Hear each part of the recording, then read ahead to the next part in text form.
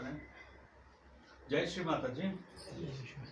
हम लोग आज हमारे एक सहयोगी मित्र मारुति बिहार में श्री किशोर शर्मा जी के निवास पर हैं और उनकी बहनें और उनके संबंधी गण सहयोग ध्यान के लिए एकत्रित हुए हैं। इनमें से संभवतः कुछ लोग कुंडली जागरण का अनुभव प्राप्त करना चाहते हैं, तो एक छोटा सा सामूहिक समागम उनके निवास स्थान पर।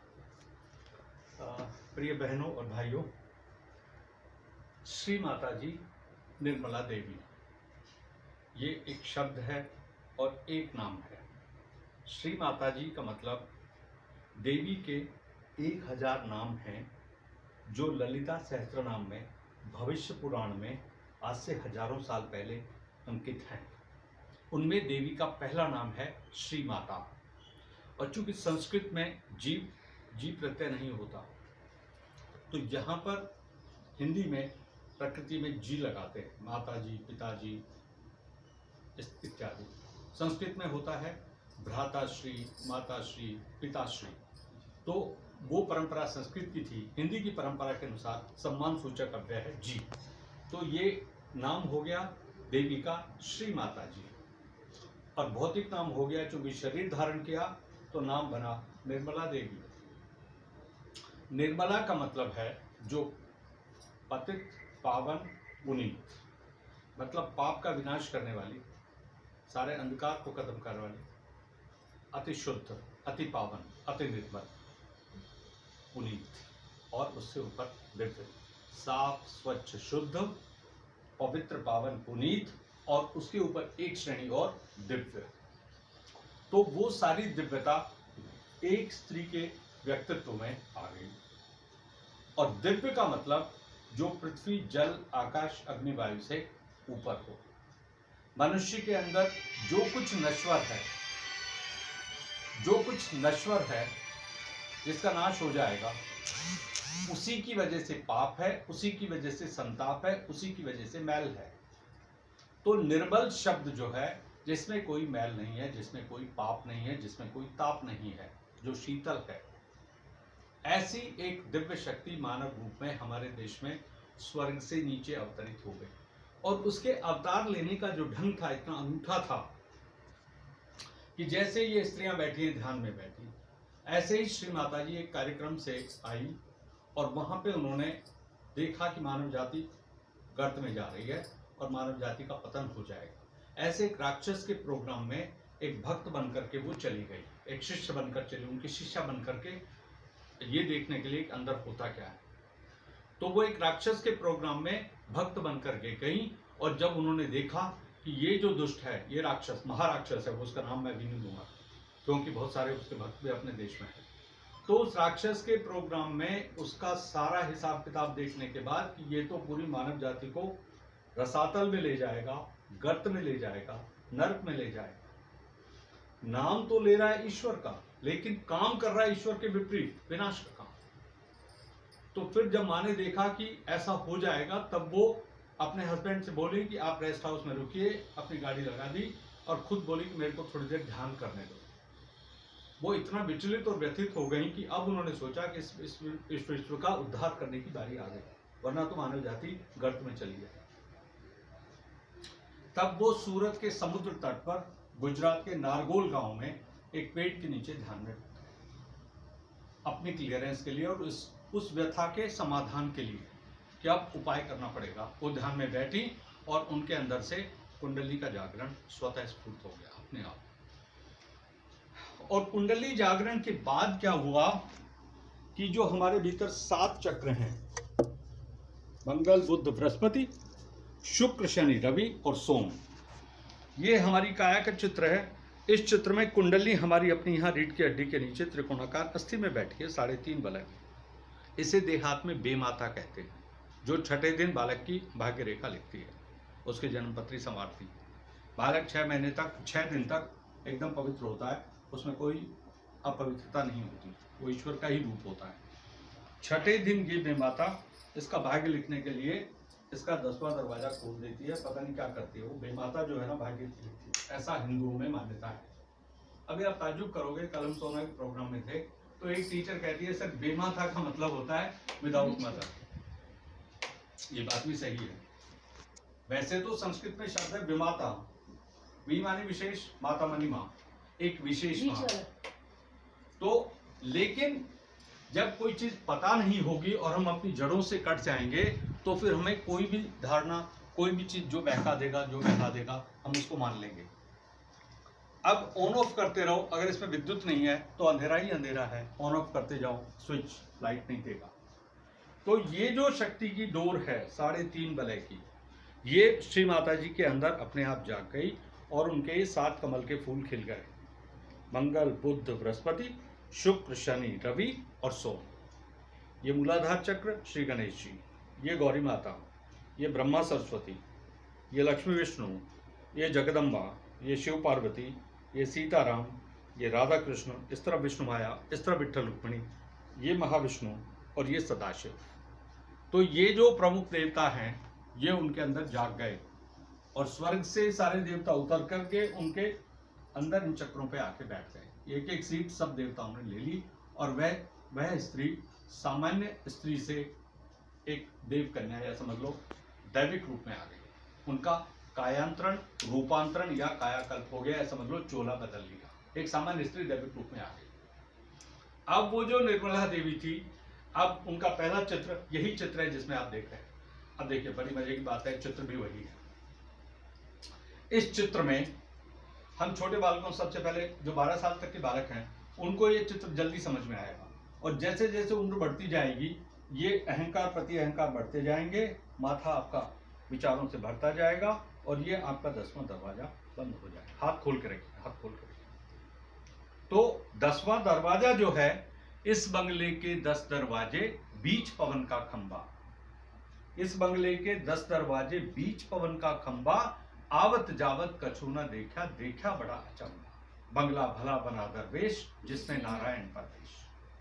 पंच तत्व की ईंट बनाई, 3 गुणों का गारा, और 36 की छत बनाई, चिन गया चिन्नेहा।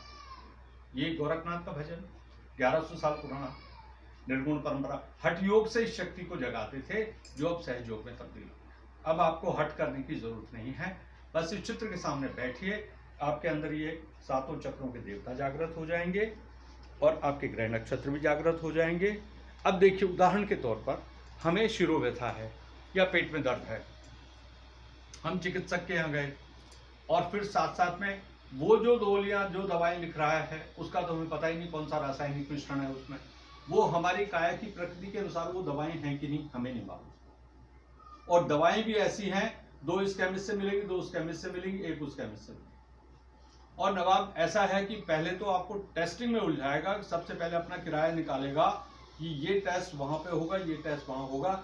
आप एक पर्चा लेकर के blood test, urine test, CT scan, MRI, x-ray, so many things, और एक सामान्य नागरिक भारत का इन टेस्टों में उलझ गया, जबकि आयुर्वेद उसके लिए सर्वोत्तम दवा थी।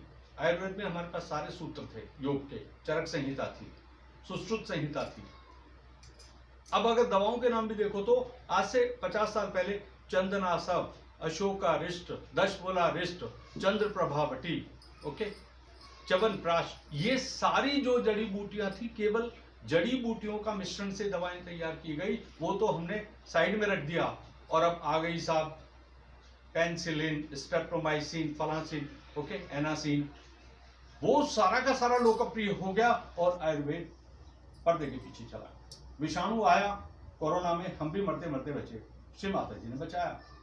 इंजेक्शन पे इंजेक्शन लगाए जा रहे हैं। मैंने कहा इसकी रिपोर्ट कहाँ है? बोलो वो डॉक्टर साहब देंगे। तो फिर तुम अपना जुआ लेकर के आ गई, नहीं सर ये तो रोजाना टेस्ट होएगा। मैंने कहा मेरे को टेस्ट करवाना ही नहीं। आज नर्स कहती है कि अंकल हम आपको छोड़ देंगे, आप घर जाइए, आप ठीक। I was very happy. मैंने कहा चलो हम तो चंगे हो गए, नेगेटिव रिपोर्ट आ गई। कल आके दूसरी नर्स कहती है नहीं अंकल अभी तो आपका पॉजिटिव आया है। मेरे अंदर एकदम से पसीना आ गया। मैंने कहा क्या बोल रही है? अब वो नर्स से पट्टी बांधी आती है, पता ही नहीं चला कौन सी नर्स आ रही कौन सी जा रही, एक के बाद एक आ रही, एक के बाद एक जा रही। बोले जी आपको तो हम नहीं छोड़ सकते, आपका तो पॉजिटिव है कोरोना। तो मैंने कहा मैडम मेरे को पता है क्या नेगेटिव पॉजिटिव, क्योंकि नोएडा के सहयोगियों ने किरण मैम के कहने पर नोएडा का जो बाल भवन है उनके बच्चों ने बंधन दिया था कि ये बंदा बीमार है इसके लिए प्रे करो, और वो प्रेयर्स इतनी जबरदस्त सिद्ध हुई कि सारा कोरोना एकदम से रात में ही गायब हो गया और मैं सवेरे एकदम टंगा हो गया। तो मैंने नर्स से कहा कि मैंने कहा मैम आप मेरा सर्टिफिकेट बनाइए, मुझे सर्टिफिकेट दीजिए, क्योंकि एक दिन का किराया 25,000, रोजाना 25,000 का साइकिल चल रहा है। अब घर वाले तो बाहर बैठे हैं और हम तो बस अपनी सांस गिन रहे हैं सब कब मौत आ जाएगी, और मौत पीछे पड़ी हुई थी। तो मैंने कहा ये तो अच्छा डरा रहे। मेरे बाजू में एक पेशेंट रोड पर पड़ा हुआ था, उत्तर प्रदेश की किसी जगह से, बरेली से कहीं से, तो उसकी कोई सिफारिश थी, तो नर्स उसको देखने आती है और मुझे देखने नहीं आती। मैं कहूँ नर्स प्लीज मेरा भी चेक कर लो, नथिंग डूइंग। तो अगर हॉस्पिटल गए आप तो खैरियत नहीं, क्योंकि मेडिकल माफिया काम कर रहा है। इतने महंगे महंगे उपकरण आ गए हैं लाखों रुपए के कि आप पूछे मत। ये सारे हॉस्पिटल गुड़गांव में जो खुले हुए हैं ये सब लूट रहे हैं, और किसान जो जिनकी जमीनें बिकी हुई थी उनको तो उन्होंने अधमरा कर दिया, उनको तो बिल्कुल कंगाल कर दिया, लूट कर। अलवर से एक साहब आए थे, न्यूरो की प्रॉब्लम थी, सिर में चोट लग गई थी। साहब पूछो मत, पहले उन्होंने एक हॉस्पिटल बदला, मेदांता में थे, अपने फोर्टिस में थे, फिर वो पार्क हॉस्पिटल में गए। तो मतलब हॉस्पिटल को इधर से उधर पेशेंट को लेके जाना, लेकिन उनकी स्मृतियां चली गई थी, स्मृतियां हमारी भी चली गई थी, क्योंकि जिस बेड के ऊपर अभी शव लेटा हुआ था, जब शवों की गिनती आ रही है, मरीज आ रहे हैं, तब हॉस्पिटल के स्टाफ को नहीं पता किसको कहाँ एडजस्ट करना है। जिसको जहां बेड मिला वहां पे चादर बदली और वहीं पे पेशेंट को लिटा दिया। अब साहब रात को जिस बूढ़े की चिकित्सा कर रहे थे वो बेचारा चल बसा, और उसके पेशेंट, उसके जो रिश्तेदार थे वो बाहर से शीशे में से देख रहे थे। रात भर सारा चिकित्सा तंत्र उस पर काम करता रहा, लेकिन उसकी जान नहीं बची। सुबह हुआ तो मैंने कहा नर्स से, मैंने कहा वो जो बाबा थे यहाँ पे चिकित्सा, बोला चल बसे, गुड। तो जो मौत हो जाती है जिस व्यक्ति की, तो आत्मा उसके बेड के इर्द गिर्द ही रहती है, आत्मा को योनि नहीं मिलती। अगर वो आत्मा देवात्मा नहीं है तो फिर वो या तो भूत प्रेत पिशाच किसी भी योनि में जाएगी। तो जब आप ऐसे व्यक्ति के बेड पर, ऐसे शव जहां पे शव पड़ा हुआ है वहां पे आपको लिटा दिया गया। अब जब मैं सोता था तो मुझे ऐसे भयानक सपने आते थे कि मैं तो घबरा गया, मेरे को पता ही नहीं मैं कहाँ हूँ। और जब आंखें खुलती थी तो मैंने अपने बड़े भाई साहब से कहा, मैंने कहा भाई साहब प्लीज मेरे को यहाँ से निकाल दो, ये लोग मार डालेंगे। मैंने कहा, मेरे पास श्री माता जी का ये फोटो भी नहीं था उस समय हॉस्पिटल में। तब श्री माता जी छत से उतर के नीचे सफेद साड़ी पहन के बाबा मामा के साथ आई और बेड के पास खड़ी हो गई। तो उन्होंने कहा कोई चिंता वाली बात नहीं, सारे रिपोर्ट्स ओके हो गए। पीछे देखा, डॉक्टर राउंड लेने आया, हाँ जी रिपोर्ट ठीक है, इनको क्यों रखा हुआ, इनको सर्टिफिकेट दीजिए। और तब हम सर्टिफिकेट देने में भी 2 दिन लगा दिए। किरण मैम ने 83,000 रुपए आरटीजीएस किया 1 घंटे के भीतर, और आरटीजीएस होने के बाद भी 2 घंटे लगा दिए उन्होंने। मैं यहां से उठकर यहां नहीं जा सकता था। और रिश्तेदार हमारी डॉक्टर थी, वो अशोक जी की लड़की, अशोक शर्मा जी की लड़की, क्या नाम था उसका, तो कह रहे अंकल यहां तक आ नहीं सकते क्या आप? मैंने कहा नहीं आ सकता मैं, और कोई मदद करने को तैयार नहीं, कोई हाथ पकड़ के नीचे उतारने को तैयार नहीं। ऐसा एक विषम समय हमने देखा। लेकिन श्री माता जी, जिसको जाको राखे साइयां मार सके ना कोई। तो आप लोग बैठे हैं, आज आप ये वचन सुन लीजिए। अब जो भी आप सगुण भक्ति कर रहे थे, निर्गुण भक्ति कर रहे थे, जो भी कर रहे थे, आप इस चित्र के सामने हाथ खोल के बैठिए, और एक आपको करनी है नमक की जल क्रिया, सुबह शाम करनी है। एक बार तो नमक के साथ, बाकी 2 या 3 बार कर लीजिए कोरे पानी में, नमक नहीं डालना, क्योंकि नमक पोषक तत्व खींच लेता है। एक निश्चित समय तक 15 मिनट तक नमक की जल क्रिया कर लीजिए, रात को सोने से पहले। दोनों पांव डुबो करके, ये दीदी बता देंगे आपको, वजन हल्का हो जाएगा, ब्लड के अंदर जो इम्प्योरिटीज हैं वो समुद्र के पानी में चली जाए। नमक का जल मतलब खारा पानी, समुद्र का जल, वो घर के अंदर समुद्र का पानी बना लीजिए, 1 मुट्ठी नमक डाल, और वो 15 मिनट की क्रिया सारा कुंडला कर दीजिए, कहीं जाने की जरूरत नहीं है। देवी माता अपने आप ठीक कर देंगे, इनके दर्शन मात्र से ठीक हो जाएंगे, क्योंकि इनके नाम में 3 शक्तियां हैं। पहला हो गया निर्मला देवी का मतलब भौतिक नाम, सांसारिक नाम, बट उस सांसारिक नाम में भी आध्यात्मिकता छिपी हुई है कि ये 3 शक्तियों का मिश्रण है। नहीं माने नहीं, यानी कि शून्य, ये है ही नहीं, ये सारी चीजें शून्य करेगी। किन किन चीजों को शून्य, कौन सी बुराई हमारे अंदर है, कौन से अवगुण हमारे अंदर है, हमारे दोष क्या क्या हैं। 6 हमारे शत्रु कौन कौन से? काम, क्रोध, लोभ, मोह, मद और ईर्ष्या अथवा रागद्वेष। ये जो 6 शत्रु इन चक्रों पर बैठे रहते हैं। बैठने चाहिए इनके ऊपर देवगण, देवता, श्री गणेश, गौरी माता, ब्रह्मा सरस्वती, लक्ष्मी विष्णु, जगदम्बा, शिव पार्वती, सीताराम, राधा कृष्ण, महाविष्णु, सदाशिव। ये इन चक्रों के शासक देवता हैं जो प्रतिदिन हमारे अंदर सुबह की प्रातःकालीन जो हमारी प्रार्थनाएं हैं या हमारी पूजन उपासना है उसमें ये देवता हमारी काया में जागृत हो जाने चाहिए और ये काया देवालय बन जानी चाहिए सवेरे ही ब्रह्म मुहूर्त में।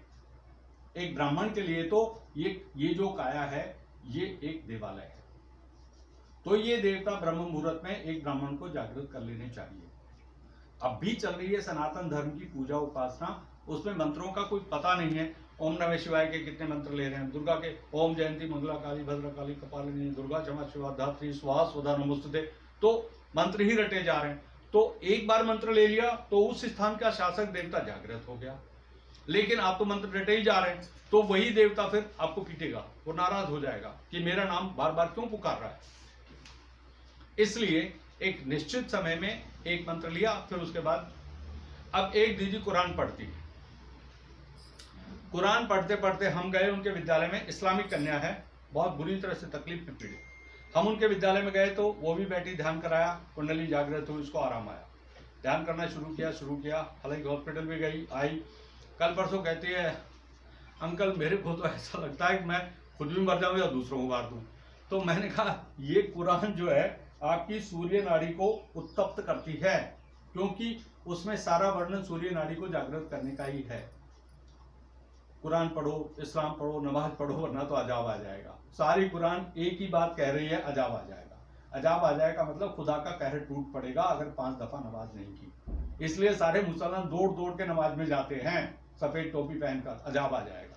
अजाब आ जाएगा मतलब कहर टूट पड़ेगा, आपदा आ जाएगी अगर 5 दफा की नमाज पूरी नहीं हुई तो। इसलिए मुसलमानों की भक्ति और उनकी इबादत को हम सलाम करते हैं। अब वो कहती है दीदी जन्नत कि मैं तो ऐसा कर रहा है कि मर जाऊं या मार दूं। तो मैंने कहा क्यों कर रहा है, क्योंकि ये सूर्य नाड़ी विस्फोटक हो रही है, यहाँ से सूर्य नाड़ी चलती है स्वादिष्टान चक्र से ऊपर की तरफ और इसका तापमान बढ़ता जा रहा है, क्योंकि आप सूर्य सूर्य सूर्य सूर्य सुबह से शाम तक मान लीजिए हनुमान चालीसा कर रहे हैं, हनुमान जी यहाँ से यहाँ दौड़ रहे हैं। अब वही हनुमान जी बाद में कलेश पैदा कर देते हैं और घर के अंदर कुछ न कुछ आपदा आ जाती है, क्योंकि एक देवता को आपने हद से ज्यादा जगा दिया। अब वो देवता आपके साथ काम भी कर रहा है लेकिन आप उसका पिंड ही नहीं छोड़ रहे, उसको चैन से बैठने नहीं दे रहे। अब वो कहते हैं ना कि 3:30 बजे से 5 बजे 4 बजे तक का विश्राम काल होता है सारे मंदिरों में, लेकिन साहब हम तो उस समय भी ध्यान में बैठे हैं, लिए निर्मल धाम चले गए। अरे निर्मल धाम वो देवलोक है भाई, देवी बैठी है वहां साकार में, आपको वहां पे नहीं जाना। अंकल आप निर्मल धाम जा रहे थे क्या? ऐसे बोल दिया जैसे कोई सब्जी मार्केट जा रहे थे। क्यों भाई, आप लोकल सेंटर को क्यों नहीं जा रहे? आप स्थानीय केंद्र पे जाइए ना, जहां जो आपका केंद्र है आपके स्थान का, जो देवी ने ही निर्धारित किया है। तो प्रोटोकॉल का उल्लंघन तो सारा हिंदू तो मान ही नहीं रहा। हिंदू न खुद अपने बारे में जानता है न दूसरे धर्म का, तो उसको पता ही नहीं है इस्लाम क्या कर रहा है, क्रिश्चियनिटी क्या कर रही है। एक भुजा जा रही है इस्लामीकरण में, एक जा रही है ईसाईकरण में, और बाकी जो शरीर बच गया SC ST OBC जनरल, सारा तुम्हारा शरीर का कचरा कर दिया। अब इसको इस सारे शरीर को जोड़ के दिखाइए। अब वो मोदी जी बेचारे कितना बड़ा काम कर रहे हैं, नई पार्लियामेंट बना के, क्या क्या परंपराएं हमारी लुप्त हुई हैं, क्या क्या किस किस चीज पे हम रुदन करें। कल जो प्रोग्राम था सोना में और ये रघुराजपुर में, जिसको भोंडसी कहते हैं। अब भोंडसी शब्द में देखिए, मैंने अजय साहब से कहा, मैंने ये क्या शब्द है भोंडसी? भोंड का मतलब होता है अगली, बुरा। उस गांव का नाम है, उसको लिए जा रहे हैं, इस नाम को बदल लो भाई। हमने कहा इसका नाम रघुराजपुर रखो, सरपंच और पार्षद को बोलो, MLA को बोलो भोंडसी को बदलिए और इसका नाम रघुराजपुर रखिए, क्योंकि वहां राघव जो भगवान राम के वंशज हैं उस जाति के राजपूत रहते हैं, उनकी बहुतायत है। तो सरपंच से कहिए कि राघव जाति के सारे बंदे एक जनमत संग्रह करें और मुख्यमंत्री को रिपोर्ट करें कि हमारे गांव का नाम कल से रघुराजपुर रहेगा। तो परिवर्तन तो करो भाई। मेरे अपने गांव का नाम द्रोणायचा था, गुरु द्रोणाचार्य ने बसाया, 6000 साल पुराना गांव, नाम था द्रोणायचा, बिगड़कर बना जोणायचा। मैंने कहा इसका एक जोणायचा कला, एक जोणायचा खुर्द, तो बारात आ रही है तो जोणायचा कला की खुर्द में जा रही है, खुर्द की बारात जोणायचा कला में जा रही है। मैंने कहा अब इसको एक का नाम रख दो सोनायचा, ओके, एक का नाम रख लो जोणायचा, ताकि परिवर्तन तो कर लो। बाहर से कोई आदमी आ रहा है जोणायचे जाऊंगो, कौन से जोणायचे? बामणा वाले अहिरामण, ओके, अहिरों के जोणायचे में जाओगे, ब्राह्मणों के जोणायचे में। सो हिंदू इतने पैदल हो गए हैं अकल से कि वो परिवर्तन कर ही नहीं पा रहे, डिसीजन नहीं ले पा रहे। अब निर्मला देवी आ गई तो इसमें साहब अच्छा माता निर्मला देवी, ये माता निर्मला देवी, अरे भाई तुम इतना आसानी से नाम ले रहे हो, आदि शक्ति है। आदि शक्ति का मतलब इसने संसार बनाया, वो शक्ति धरती पर आई है सारी शक्तियों के साथ। अब इसमें 3 शक्तियां प्रमुख है। पहला अक्षर नी मानी नहीं, यानी कि महाकाली, जो विनाश करती है सारी बुराइयों का, सारे शत्रुओं का। भीतर के शत्रु भी मारती है, बाहर के भी मारती है, अपने आप मर जाते हैं। कुछ नहीं ये कहते मैं मारती नहीं हूँ, अपने आप मर जाते हैं। जैसे आपने स्प्रे किया, कॉकरोच अपने आप मर जाते हैं। कुछ कॉकरोच जो है ना वो छुप जाते हैं, स्प्रे करने की स्मेल से भाग जाते हैं, वो मरते नहीं, वो छुप जाते हैं सब। तो वो सारे राक्षस दोबारा से अवतार लेकर आ गए। दुर्गा के रूप में जब ये आई थी तब इसने चंड मुंड शुंभ निशुंभ और अंतिम राक्षस था महिषासुर, जिसको कलकत्ता के कालीघाट पे मार दिए सारे राक्षस। अब वो फिर से आ गए। तो वो कह रहे हैं कि इस युग में त्रेता द्वापर और सतयुग, सतयुग में तो कोई राक्षस था ही नहीं, त्रेता और द्वापर के जितने राक्षस थे वो सारे कलयुग में अवतार लेकर आ गए। प्रजापति, ब्रह्म कुमारी, निरंकारी, राधा स्वामी। अब वो कल एक कोई चर्चा चल रही थी, हिंदू अपने देवताओं को छोड़ करके ये बाबा जी, महाराज जी, गुरु जी, तांत्रिक, स्वामी जी जेल में बंद है, फिर भी उनका पूजन आरंभ। ऐसी हिंदुओं की दुर्दशा है। जब उन्होंने अपने देवी देवता छोड़ दिए, जो अंदर बैठे हुए थे और बाहर पूजन चल रहा था सनातन धर्म का मंदिरों में, तो चलने देते ना, सगुण भक्ति हो रही है, हनुमान चालीसा तुम्हारे पास है, दुर्गा सप्तशती तुम्हारे पास है, उसका पाठन कर लो, रामायण रामचरितमानस तुम्हारे पास है। ये बाबा जी कहाँ से आ गए? ये सारे राक्षस अभी भी इनका पिंड नहीं छोड़ रहे। मैं हजामत बनवाने गया 3 बार, तो मैंने कहा मुसलमान 9 बजे तक खोलते हैं, तुम 8:30 ही बंद कर देते हो। बोला अंकल जी 6:30 बजे शुरू करते हैं, 8:30 बंद कर। अब वो एक दुकान है हजामत बनाने वाले की, वहां पे 4 दुकानें मुसलमानों की मेरे चौक पे नजदीक, वो खोलते हैं 9:30 बजे, 10 बजे तक हजामत बन रही है, कोई दिक्कत नहीं। मैंने कहा भाई ये गर्दन उड़ा देंगे या कुछ कलम के अंदर डाल देंगे, तो इनसे तो नहीं बनवाने। जब उदयपुर में गला काट दिया तब भी इनको सुध नहीं आई कि भाई ये क्या कर सकते हैं। एक मुसलमान जिहादी नमाज से आ रहा है, वो पता नहीं क्या कर डालेगा आपके साथ, तब भी सुध नहीं आ रही कि या तो मुसलमानों को बदलो या तो मुसलमान बन जाओ, दोनों में से एक काम करना पड़ेगा ना। समझ रहे हैं ना? तो कुछ तो फैसला करना पड़ेगा। अभी तो आगे है ना सिर के ऊपर पानी। पहली शक्ति महाकाली की, म से बना महालक्ष्मी, जो उन्नति देती है, सुख शांति देती है, समृद्धि देती है। और तीसरा अक्षर इसमें है ल से बना ललिता, मानी सुंदर, ललित। इस ललिता से ही सारी कलाओं का सृजन हुआ। 64 कलाओं का सृजन हुआ ब्रह्म विद्या से। ललित कला, चित्रकला, वास्तुकला, ज्योतिष कला, काष्ठ कला, ओके। हाथ से जितने भी काम की कलाएं हैं, बुनकर जो काम कर रहे हैं, ताजमहल जो बना रहे थे, चित्तौड़गढ़ जो बनाया, लाल किला जिसने बनाया, कुतुब मीनार जिसने बनाई, दक्षिण के सारे मंदिर बने पत्थर से बने। आज वही राम मंदिर बिना सीमेंट और स्टील के बन रहा है। और सारी स्थापत्य कला, सारी वास्तुकला, सारे जितनी भी कलाएं हैं, उन सबको अब एक सूत्र में लेकर के मंदिर बनाया जाना है। और इसके लिए श्री माता जी ने पहले ही बोल दिया था, मैं आ गई हूं तो मंदिर बनेगा, चिंता मत करो। लेकिन भक्त कहाँ हैं? भक्त तो नहीं है। सुबह कुछ और भाषा बोलते हैं, शाम को कुछ और बोलते हैं। तो ये 3 दिव्य शक्तियां हो गई, महाकाली, महालक्ष्मी, महासरस्वती, देवी। देवी माने दिव्य। दिव्य का मतलब पराशक्ति, जो इस पंच तत्व के, इस ब्रह्मांड से परे है। वो पराशक्ति आपके पास आ गई, अपराशक्ति बन गई। अपरा का मतलब जो आपके पास में यहाँ बैठी, उसी आदि शक्ति का एक अंश यहाँ पे अपराशक्ति है, और ये है पराशक्ति। बाहर एक जान आपके अंदर माँ की कोख से आपको मिली, और एक जान अभी माता की, तो आपके आ जाएगी जान में जान।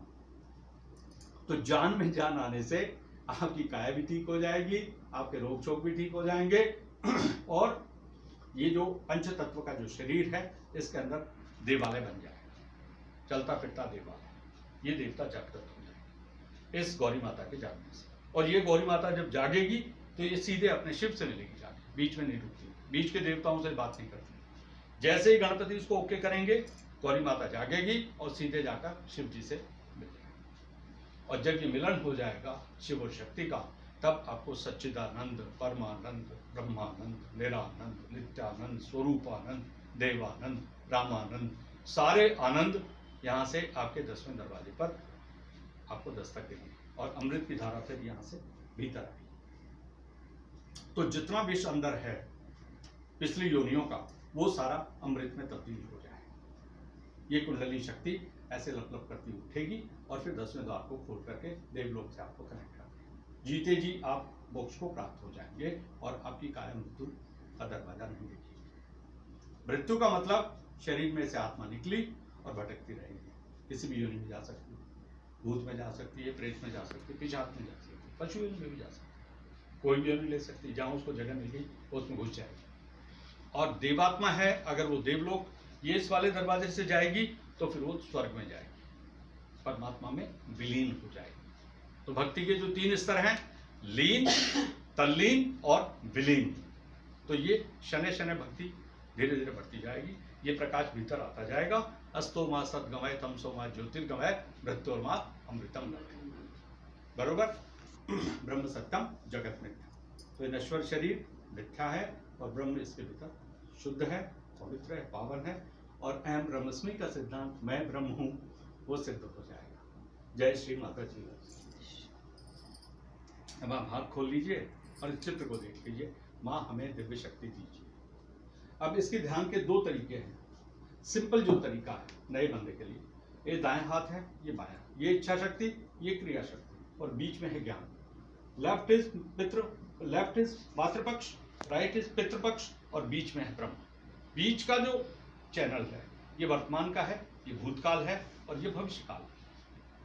कुंडलिनी चलती है इधर से और ये ऊर्ध्वगति में जाती है। जैसे गांव में कहते हैं ना, उल्टी गंगा पहाड़ चढ़ाओ, तो गंगा को पहाड़ पे चढ़ाना पड़ेगा। अब ये गंगा यहाँ से निकल करके इस 10वें द्वार में से ऊपर ऐसे इसकी तरंगे निकली ऊर्ध्वगति, ये अधोगति में नहीं आती। एक बार जाग गई तो फिर ये अपने शिव की तरफ ही जाएगी। एक बार इसका दरवाजा फाटक खोल दीजिए। एक बार फाटक खुल गया, इसने ऊपर का देवलोक का पानी पी लिया, फिर ये जोड़ तालाब का पानी नहीं पीता। इसकी तुलना की गई है पपीहे से, कि पपीहा सिर्फ अंबर का पानी पीता है, नीचे नहीं आता। नीचे उतरेगा चील का भी मार खाएंगे या जोड़ तालाब का पानी उसको रास नहीं आता, इसलिए उसकी मौत निश्चित है, इसलिए वो अंबर में ही घूमता रहता है। Right sir? ये जो शक्ति है उठेगी और ये 10वें द्वार को पार करेगी। लेकिन जो चक्र टूट गए हैं, जो नाड़ियां टूट गई हैं, पहले उनको रिपेयर करेगी, धीरे धीरे उनको ठीक करेगी। भीतर के 5 तत्व की जो मांस मज्जा है, जो जो जहर है उसको खा जाएगी, क्योंकि अमृता है, ये बनी ही अमृत से है।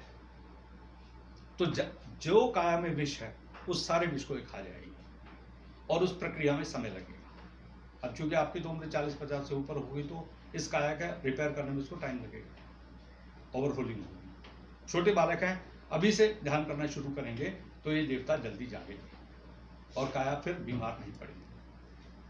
जितनी पड़ चुकी।